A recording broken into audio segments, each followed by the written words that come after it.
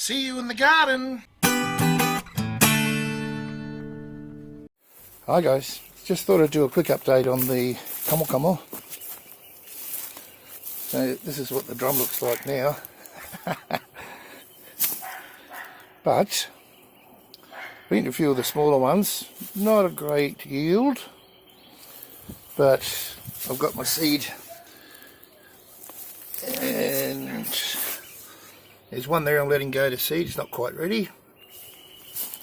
There's a Queensland blue pumpkin there, and one other one for seed as well.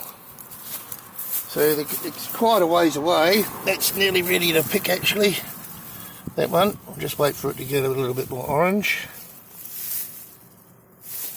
Yes, so they're not very large either, but there should be some good seed come out of those. So yeah, not much else. Unless there's some hiding under here somewhere, which I doubt it. But, you know, it's the very end of June now here.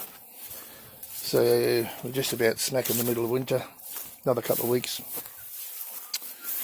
So just a quick update, just to show you that. Anyway, I've got my seed and I'm happy about that. And,